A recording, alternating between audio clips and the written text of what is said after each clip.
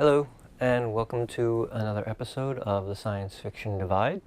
I'm your host, Larry, and today's movie that I'm going to cover is one that I had to think a lot about because by conventional or traditional standards, it's not really science fiction. But I think anyone who watches this channel would agree that by excluding it, I'm excluding something really important to science fiction. A movie that almost everybody who has seen it and is not like a science fiction fan or science fiction literal buff would say, oh yeah, that's science fiction. In fact, most people would say it was probably the most important science fiction movie ever made. That being Star Wars. I'm going to talk about the entire saga, particularly Anakin Skywalker. His flaws as a character, I think, speak to a deeper dilemma that we as human beings face, and that is, at what point do we follow our own conscience as opposed to what we're told to do, or listening to legal authority over our own moral authority? Anakin Skywalker's life was a journey from a well-rounded, normal individual, then trained as a Jedi, then as a Sith Lord, and then he died. I want to take you back to 1965, about 12 years before Star Wars hits the movie theaters. There was an experiment at Yale University by a doctor named Stanley Milgram. Stanley Milgram's experiments in obedience are extraordinarily unethical by today's standards. The research has not shown any change in human behavior when it comes to people relinquishing their authority to legal authority. What he did was he had a teacher and a student. The student was in on it. He wasn't there was nothing different about the student from time to time. And the 40 teachers were told they're going to read a question or statement to the student and told that by administering increasing levels of pain to the student, they wanted to test the effects of how someone learns. They would hit a switch, and that switch would then send a low level of voltage. Each switch, though, increased the level of voltage as it went along. Now again, the student was not actually hooked up to anything. His responses were a recording that the teacher on the other side of the wall would hear. The teacher knew going into this experiment that the student had a heart condition, right? So as levels of shocks were increased, so was the response, like ow, ow, to experiment, that's all. Get me out of here. Get me out of here. I can't stand the pain. Let me out of here. Can't stand it. I'm not going to kill that man in there. Of the 40 individuals that administered the shocks, every single one administered at least the lowest level. 26 of the 40 administered the highest level. The level where they stopped hearing responses. I think something's happened to that fellow in there. I don't get no answer. He was hollering a less voltage. 2/3, or 65%, of individuals, in theory, killed the student. Milgram's experiment on authority was meant to give a piece of the puzzle, not a full explanation, but a piece of the puzzle. Why do good people do bad things? What he found was when the teachers were feeling uncomfortable administering the shocks, they would actually turn to Stanley Milgram, and he was, clipboard, white lab coat, very professional looking, very authoritative, and express some sort of discomfort, at which point the response would be, I'm responsible for anything that happens here. Continue, please. So in the face of authority, 2/3 of the individuals gave up their moral comfort, their concepts in what is right and wrong, especially when the instructor would say, "Don't worry, I'll take responsibility." Many of us, in fact, this experiment says 2/3 of us will do what we know is wrong when the right person tells us to. This is a frightening concept. Now, what does this have anything to do with Star Wars? For those of you who know Episode 3 quite well, there's Anakin, 2 lightsabers up to Dooku's throat, and Palpatine says, "Good, Anakin, good. Kill him." And both Dooku and Anakin look over. I'm sorry, what? "Kill him now." And Anakin's response is, "I shouldn't."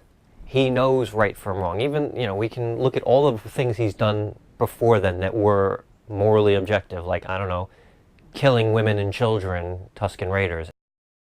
And then Palpatine says, "Do it."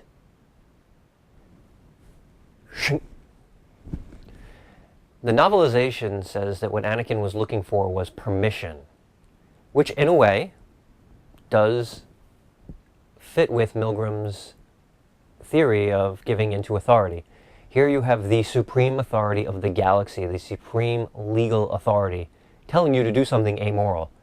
I want you to kill a prisoner of war. Now, I understand he's trying to turn Anakin to the dark side. I got that.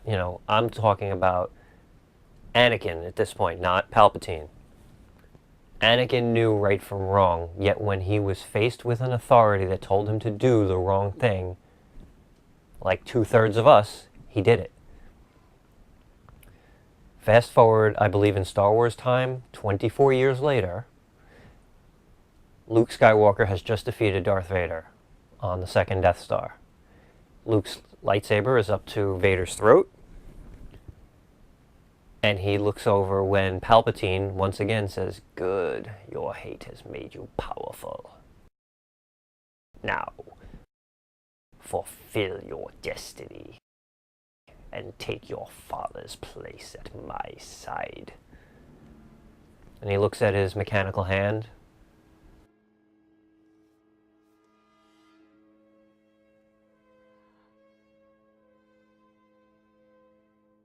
Turns his lightsaber off and throws it away. Despite the legal authority, again, the galactic legal authority telling him what to do, Luke Skywalker chose not to listen. So what is the right thing to do? Most of us will never face the dilemma of, if I don't do the wrong thing, I'm going to die. Luke Skywalker probably, although we don't know this for sure, probably understood that by not doing what the Emperor wants, he's probably going to die. Most of us do not have to face that dilemma. But I'm sure every one of us can think of a time in our lives when a parent, a teacher, a boss, some other authority told us to do something we were not comfortable with. And then we did it anyway. Maybe because they would take the responsibility. I'm responsible for anything that happens here. Continue, please. Maybe because they were dressed professionally or sounded maybe more knowledgeable than we were. Like maybe they know better and my conscience doesn't matter because they know what they're talking about. I think that the entire Star Wars saga can be summed up with the moral lesson: we are responsible for our own actions. As someone who's been in the military, there is something that you learn in basic training. You do not follow orders that are illegal, immoral, or unethical. You have the right, the responsibility, and the moral authority to tell your commanding officer or commanding non-commissioned officer, no. You just better be right that it is either illegal, immoral, or unethical, but you do not follow illegal, immoral, or unethical orders. You get clarification. What exactly do you mean by take care of this? or something like that.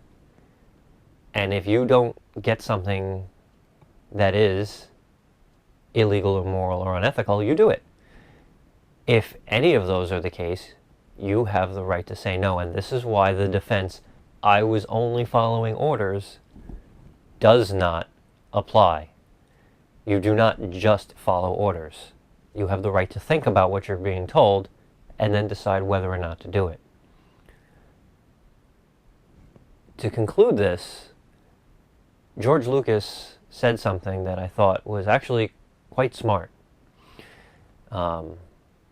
He said, Nobody who's evil thinks of themselves as evil. They always believe they're doing good, even though they're not. that no one wakes up in the morning thinking they are evil. Everybody believes they are doing the right thing. Unless you're, I believe the way he put it was, unless you're a social misfit. I would say unless you're psychotic or a psychopath. Everybody usually believes they're doing the right thing. It's the view we have of other people's behavior where we can find fault, where we can find behavior that we would find illegal, immoral, or unethical. It's easy in retrospect for some of us to look back and go, yeah, I probably shouldn't have done that. When you lose sleep, when you dwell on something, when you find yourself turning to substances or behaviors to help you forget, that's when you can probably realize that I probably did the wrong thing. But to do the right thing, even at the cost of your happiness, your comfort, your health, your financial stability, and in a worst case scenario, your life, Milgram would argue it's better to do that than to give up your moral authority just because someone tells you to.